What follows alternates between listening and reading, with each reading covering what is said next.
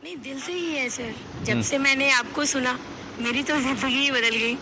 मुझे लगा मुझे क्या मिल गया, जो इतने दिन से खोया था। चलिए। मेरा प्रश्न ये है सर कि अ, मतलब मैं किसी को भगवान पर वो क्वेश्चन नहीं उठा रही, लेकिन जब मैं छोटी सी थी तो मेरी मम्मा ये बात कहा करती थी, क्योंकि मेरे बचपन में ही मेरे पिताजी मतलब एक्सपायर हो गए, काइंड ऑफ ऐसा कुछ था। हुँ, तो वो कहा करती थी कि भगवान श्री राम जो थे, उन्होंने भी तो सीता माता को अपने घर से निकाल दिया था। हुँ, तो उस समय बात समझ नहीं आई। अब धीरे धीरे बड़ी हुई, फिर मंदिर का भी निर्माण हो गया, उन्हें लोग भगवान भी कहने लग गए। हुँ, हुँ। तो मेरे मन में हमेशा से ही प्रश्न ये उठता है कि अगर वो सच में भगवान हैं, तो उन्होंने सीता माता के साथ इतना दुर्व्यवहार क्यों किया? कहीं ऐसा तो नहीं कि उन्हीं की वजह से बहुत सारे पुरुष हमारी स्त्रियों के साथ मतलब हुँ, अ, हुँ, हुँ। गलत गलत करते हैं, उनको दुत्कार मिलती है और भी दूसरा चीज। तो कहीं ऐसा तो नहीं कि आइडियल जो है वो हमारे ऊपर ही हैं, जिनकी हम पूजा करते हैं, जिनका मंदिर बनाते हैं। तो मुझे इस बारे में थोड़ा सा नॉलेज चाहिए। देखिए, सबसे पहले तो आपके पिताजी के लिए मैं यही कहूँगा कि उनकी जहाँ ज़रूरत थी, है ना? तो शरीर त्याग के वो अपनी चेतना, अपनी जगह स्थान पा लिए वो। जहाँ उनका वास था, वहाँ वो चले गए। और दूसरा मैं ये कहूँगा कि जो राम आप बात कर रहे हैं, और एक चीज़ स्पष्ट करूँगा मैं यहाँ पे कि 3 प्रकार की आत्माएँ होती हैं। ध्यान से समझना इसको, कि हमारे अंदर जो चेतना होती है, जिसको सब आत्मा कहते हैं, है ना? एक्चुअल चेतना है वो। तो जो चेतना होती है, तो जब हम बच्चे होते हैं, है ना? तो वो शरीर होता है अपना, ठीक है? जब बिल्कुल बच्चे होते हैं ना, चेतना, तो वो अपने आप को शरीर के उसमें देखता है ना? अपने आप को शरीर मानता है, जब छोटा रहता है बच्चा। और फिर जैसे ही वो बड़ी होती है, जवान होती है वो चेतना, तो अपने आप को वो बुद्धि मानती है, मन मानती है, ठीक है? और फिर जैसे ही और बढ़ती है चेतना, वयस्क, है ना, बुढ़ापा अगर हो गई तो वो अपने आप को चेतना मानने लगती है उस एज तक, ठीक है? 3 रूप, बचपन के, जवानी के और वयस्क बुढ़ापा के, ठीक है? तो जो बच्चे से लेकर बूढ़े तक अपने आप को जो शरीर में देखते हैं, है ना, वो एक्चुअल चेतना ही होती है।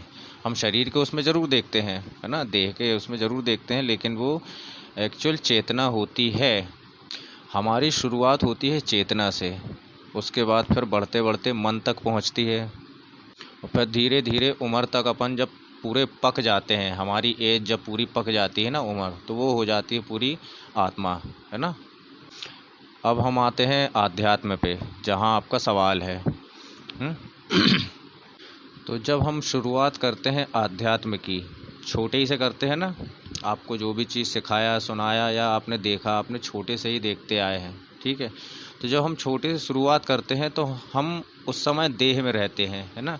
ना मन में रहते हैं, ना हम आत्मा में रहते हैं, हम देह में रहते हैं, ठीक है? तो हम जब देह में रहते हैं, शरीर में रहते हैं, तो हम सामने वाले को भी कैसे देखते हैं? शरीर से ही देखते हैं, है ना? मन से, आत्मा से नहीं देखते, शरीर से ही देखते हैं। क्योंकि हम अपने आप को शरीर ही मानते हैं, हमारा शरीर ऐसा है, हमारा शरीर वैसा है। इसीलिए लोग कहते हैं कि घमंड किसी का नहीं जा सकता, है ना? लेकिन जब जाने का रहता है ना, तो फिर शरीर को भी लेके जाता है कि अब तुम हो सही सीधी चीज़, बिना घमंड के, बिना अहंकार के, बिना बुराई लालच मोह माया के, है ना? तो जब हम शरीर में रहते हैं, शरीर को देखते हैं, तो हम सामने वाले को भी शरीर से ही देखते हैं, चाहे वो कोई भी व्यक्ति हो, राम हो चाहे कृष्ण हो, हम उसको शरीर से ही देखते हैं, उसकी आत्मा से नहीं देखते हैं।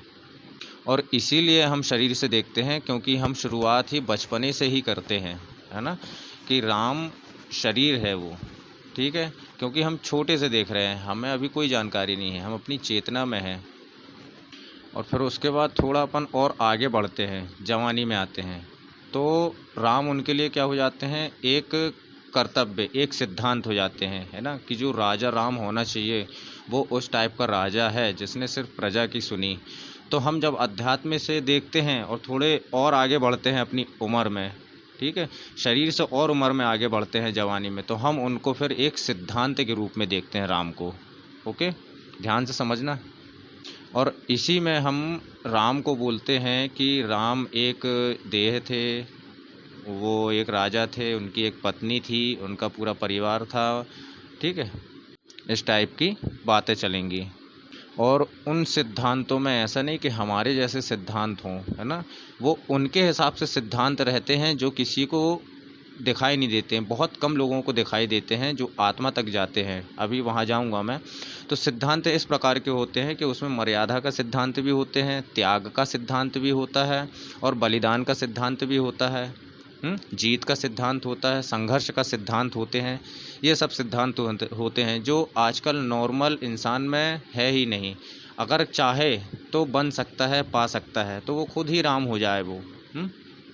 और उसके बाद अब हम जैसे ही और आगे बढ़ते हैं एज में, बिल्कुल हम आत्मा का रूप जब लेने लगते हैं एज में, 60, 70, 80, 90, 100, 110 भी, तो आत्मा पूरी पक गई, समझ लो हमारी प्रौढ़ हो गई, तो वो हम वही चीज़ हम फिर सामने वाले को भी देखते हैं, कि वो राम एक शरीर नहीं है, राम एक सिद्धांत नहीं, वो सिर्फ एक चेतना मात्र है, सिर्फ एक आत्मा है राम।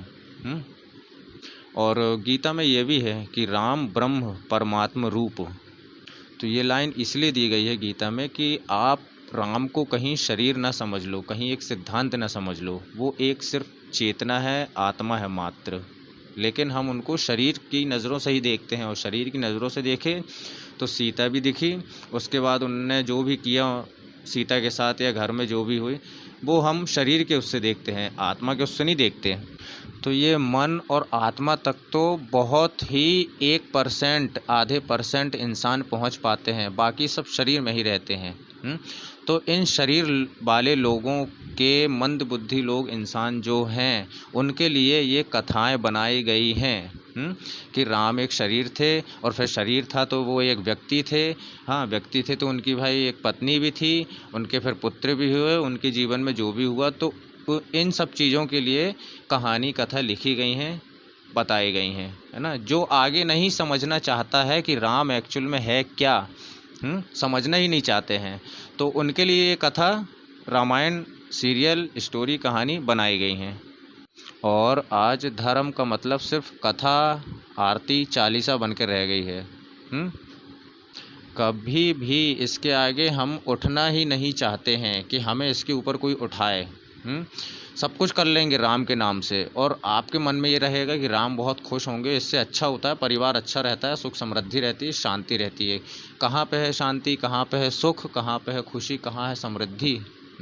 जब तुम राम को शरीर समझ रहे हो, तुम शरीर हो, तो शरीर के साथ जो जो चीज़ होता है तो वो होता है। आपने सही बोला था कि राम ने अपनी सीता को वो निकाल दिया था, तो आज हर घर में यही होता है। तो राम को तुम शरीर समझ रहे हो, शरीर समझ रहे हो, झूठ समझ रहे हो उसको। मैं ये नहीं बोल रहा राम झूठ है, राम सत्य है, हाँ चेतना है, आत्मा है। उसको आप राम का नाम भी दे सकते हो, शिव का नाम भी दे सकते हो, कोई भी आप नाम दे सकते हो, आप अपना नाम दे सकते हो।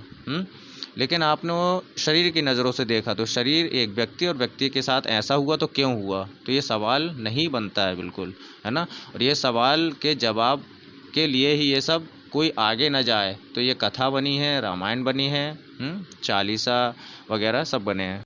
और फिर ये भी कहा गया है कि अगर आपने राम को नहीं जाना, ये ढोंग में लगे रहे, अंधविश्वास पे लगे रहे, तो आप राम को एक खिलौना बना के रख लोगे, खिलौना ही समझोगे, और खिलौना मानते ही हो आप। कोई भी दिन देख लिया, कोई भी रामनवमी देख ली, आपको लगता है कि आप बाज़ार से कोई फ़ोटो ला के पूजा पाठ करोगे, वो वहाँ पे स्थापित हो जाएंगी? हाँ, कितने बड़े पागल हो यार। उसके ऊपर उठ के भी तो देखो कि राम है क्या हम जो कर रहे हैं सही कर रहे हैं, हम क्यों भटकते हैं? हाँ, हम अपने आप को शरीर देख रहे हैं, जबकि हमारा मन पक गया है, पकने वाला है, तो मन जागृत हो गया, मन हमसे बार बार पूछता है कि ये तुम क्या करते हो, हाँ ये रामायण क्या है, ये कौन से आदमी की तुम कहानी पढ़ते हो और उसकी जय जयकार करते हो, जबकि हम तुम्हारे अंदर हैं। तो ये जब तुमसे पूछता है ना, तो ऐसा नहीं तुम्हारे सपने में आके पूछेगा, तुम्हारे सामने आके पूछेगा, नहीं, वो तुम्हारे मन में ऐसा बिल्कुल हलचल मचा देगा कि तुम भटकने लगोगे। और फिर आज हर इंसान भटक रहा है, अपने घर से भटक रहा है, अपने काम धंधे से भटक रहा है, अपने परिवार से भटक रहा है, कहीं शांति नहीं है उसको। है क्या शांति? नहीं है। पूजा पाठ सब कुछ तो कर रहा है वो, हाँ, झूठे राम की पूजा कर रहा है, झूठे कृष्ण की कर रहा है, झूठे शिव की, सब झूठे की कर रहा है, हाँ। एक्चुअल चीज़ उसके ऊपर उठने वाली होती है, जो कोई इंसान उठना ही नहीं चाहता कि क्या करना है यार। फिर इस टाइप के सवाल भी आते हैं। आज हम जवाब दे रहे हैं तो काफ़ी लोग सुन रहे हैं, हाँ, आप भी सुन रहे हैं। तो उठने की शायद कोशिश जारी रहे आप लोगों की, हाँ, बाकी कोई उठना नहीं चाहता। तो जैसे आप शरीर हो वैसे ही उस शरीर ने उसके साथ ये किया। तो ये फालतू सवाल हैं ये, हाँ, ये सब रामायण के सवाल हैं ये। तो फिर आप राम को ईश्वर मानते ही नहीं, परमात्मा मानते ही नहीं, भगवान मानते ही नहीं। राम को एक इंसान माना है, इंसान के साथ ये होता है, फिर इतने समय शादी होती है, इतने समय उनकी लड़ाई झगड़े होते हैं और आखिरी में फिर उनकी मृत्यु भी होती है। मृत्यु भी तय कर लेते हैं आप अपने ईश्वर की। गलत हम हैं या आप हैं? कोई जवाब दे सकता है? नहीं दे सकता है। राम को खिलौना मान लिया, जैसे बच्चे खेलते हैं उसी तरह आप लेके खेलते हो। कभी भी खरीद लिया, कहीं से भी फ़ोटो काट ली, कहीं से भी तुम्हें, वो राम है, हाँ, लेकिन उसको जानो तो, हाँ। राम ने भी इंसान बन के जो भी कहानी कथाओं में, सीरियल फिल्मों में बताया है, तो क्या वो फिल्मों के ऊपर भी चले हैं क्या हम? कि यार हम राम के फ़ैन हैं तो हमें राम जैसा कुछ तो करना चाहिए, हाँ। और ये सब इसीलिए करते हैं क्योंकि वो खुद ही शरीर बने हैं, तो उनको भी शरीर बना के रख लिया है, हाँ, अपने आराध्य को शरीर बना के रख लिया है। भगवान की नज़र से उनको देख ही नहीं पाते, परमात्मा समझ के देख ही नहीं पाते हैं उनको। और ऐसे ही रामायण लेके चलते रहोगे तो हलचल मची रहेगी। आपका मन आपसे पूछता है और आप भटकते हो, आप नहीं जान पाते हो, क्योंकि आप शांति से खुद के साथ 1 घंटा भी नहीं बिता सकते हो, हाँ। रामायण का अर्थ नहीं मालूम तो वो तो पूछेगा, आपको नहीं मालूम तो आपके मन को नहीं मालूम। और फिर रामायण तो दूर की बात है, राम का अर्थ नहीं मालूम है, हाँ, कि राम है, रा का अर्थ कितने अक्षरों से बन सकता है, फिर उसके बाद माँ का अर्थ कितने अक्षरों से बन सकता है, उसी में कई अक्षर निकल सकते हैं। तो भटकेगा ही वो सामने वाला तो। और राम के बारे में जानोगे तो रामायण ही पढ़ोगे, तो रामायण तो इतनी लिखित हैं, इतनी लिखी गई हैं कि राम को अच्छा भी बताया है रामायण में, राम को बुरा भी बताया है रामायण में। राम ने ऐसे दुर्व्यवहार भी किए हैं सीता के साथ, घर से, जो आप बता रहे घर से क्यों निकाला, तो कई तरह की रामायण में ऐसा दिया है। तो आप कहाँ किस रामायण की मानोगे? न तुलसीदास की रामायण मानोगे, वो तो और बाद में आई है, ना वाल्मीकि की रामायण की मानोगे। वो सिर्फ एक कहानी है जिसमें सिर्फ एक इंसान रहता है राम नाम का, जो अपने पारिवारिक में तो फंसा है, लेकिन सामने वाला जो अपने, उसकी जो ड्यूटी है राजा की, कि राजा राम, वो श्री राम नहीं है, वो राजा राम है। तो राजा राम ने ऐसे कर्म किए हैं, अपने माँ बाप की आज्ञा का पालन किया है, तो वो फिर श्री राम बना है। तो ऐसा श्री राम बनने के लिए कौन आगे बढ़ता है? कोई नहीं बढ़ता है, सिर्फ राजा राम। और राजा भी अपना फर्ज नहीं निभाता है, ठीक है। और रामायण ऐसा नहीं है कि राम ने ही लिखी थी। बता सकते हो आप कि रामायण राम ने ही लिखी थी? कितने लेखक होंगे, कितने लेखक होंगे। वाल्मीकि जयंती भी मनाते हो आप, तुलसीदास जयंती भी मनाते हो, तो क्या ये 2 लेखक हैं जो सिर्फ लेखक, या ये सही है क्या ये कि रामायण राम ने लिखी है? तो वो सही हो सकती है जो कभी लिखी ही नहीं। कौन लिखता है अपनी कहानी? और रामायण अगर एक ही है, जैसे वाल्मीकि की पढ़ लो चाहे तुलसीदास की पढ़ लो, एक ही है, तो फिर इतने सारे अंतर कैसे आ जाते कि वाल्मीकि में कुछ और दिया है, तुलसीदास में कुछ और दिया है, और आगे कुछ और रहेगी, तो उसमें से तो फिर भगवान को हटा ही देंगे, सिर्फ राम एक चरित्र बन के रह जाएगा कि वो ऐसा था। हो भी तो रहा है ना, लेकिन राम कौन है ये कोई जानना चाहता ही नहीं है। और बाहर की रामायण अगर आप देख लेंगे तो उसमें ऐसे ऐसे अंतर मिलेंगे कि भारत वालों के रोंगटे खड़े हो जाएंगे, हाँ। जापान की, थाईलैंड की, इंडोनेशिया की रामायण अभी हैं, उनकी रामायण को सर्च करो, उनकी रामायण में जाके देखो, उसमें काफ़ी कुछ असलियत भी बताई जाएगी तुमको। लेकिन यहाँ जितनी भी चीज़ें लिखी हैं धार्मिक, सब ब्राह्मणों ने लिखी हैं। और ब्राह्मण का मतलब मैं थोड़ा शॉर्टकट डिटेल नहीं बताऊँगा, ठीक है, कि ब्राह्मण की ही लिखी हुई क्यों है और सब में अदला बदली क्यों है। कभी जानना नहीं चाहा ना आपने, कभी नहीं जानना चाहा कि राम है कौन। जितने भी लेखक हैं ना रामायण के, तो उनने लिखने वाले ने अपने हिसाब से रामायण लिखी है, ठीक है। और सवाल आता है फिर हमारे पास कि राम ऐसे क्यों हैं। सवाल ये आना चाहिए ना कि लेखक ऐसा क्यों है, वाल्मीकि ऐसा क्यों है, तुलसीदास ऐसा क्यों है। फिर तो आप समझ लो, आप लेखक के नाम ही आप एक पूरा रजिस्टर भर के लाएंगे कि इतने लेखक हैं। आप फिर सवाल नहीं लाएंगे अगर असली राम तक पहुँचेंगे तो। लेकिन आप लेखक तक पहुँचे हैं और सवाल कर रहे हैं कि राम ऐसे क्यों थे, सीता के साथ ऐसा क्यों किया, क्या वो राम था क्या, उसको जानने की कोशिश तो करो। असली राम तुम्हें सिर्फ उपनिषद और वेदांत के अलावा कहीं नहीं मिलेगा। असली विष्णु, असली शिव, असली जो भी भगवान देवी देवताओं और जो भी धर्म के बारे में जानना चाहते हैं कि वो कौन है, वो सिर्फ वेदांत ही बता सकता है, उपनिषद ही बता सकता है, और कहीं नहीं मिलेगा आपको। सबके लेखक हैं, कितनी किताबें उठा के लेके आओगे। हाँ, अब कहीं कहीं तो ऐसे भी सवाल हैं, हम आपसे पूछते हैं कि जब वनवास गए थे तो राम के साथ सीता भी चली गई थी, तो लक्ष्मण की पत्नी भी तो उनके साथ जा सकती थी, लक्ष्मण के साथ क्यों नहीं गई? है जवाब किसी के पास? और फिर जब वनवास से लौटे तो फिर सीता को तो ठीक है दर्शा दिया, उर्मिला को नहीं दर्शाया कि कितना बड़ा अन्याय क्यों किया। हाँ, ये हुआ रामायण में। मैंने भी राम के बारे में एक जगह पढ़ा था, मैं उस शास्त्र का नाम नहीं लूँगा। लाइन ये थी कि 4 राम हैं जगत में, 3 राम व्यवहार, चौथे का करो विचार।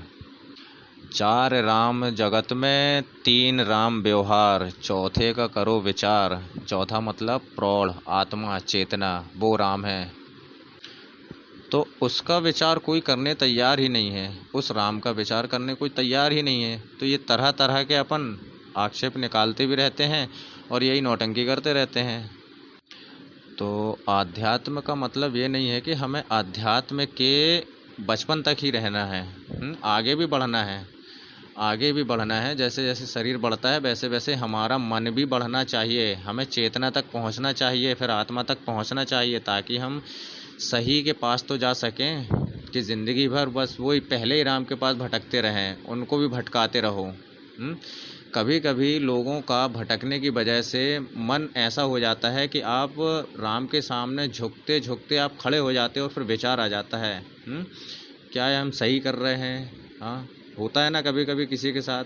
तो मन उसको ऐसा नहीं है कि आप नास्तिक होते जा रहे हैं, और फिर नास्तिक तो बहुत अच्छे ही होते हैं। नास्तिक सीधा सीधा बोलते हैं भाई हमें नहीं मालूम, हमने नहीं देखा तो। और आस्तिक बोलता है कि हमें नहीं मालूम, हम जानना ही नहीं चाहते हैं। हाँ, हमारे बाप दादा ने, हमारे परदादा ने जो कि हम तो वो करते आएंगे। और फिर कैसे उनकी हालत भी होते आई है यहाँ पे, वो भी आप वो भुला देते हैं वो, है ना।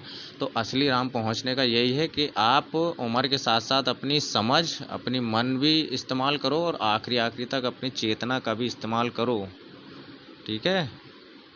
नहीं, दिल से ही है सर।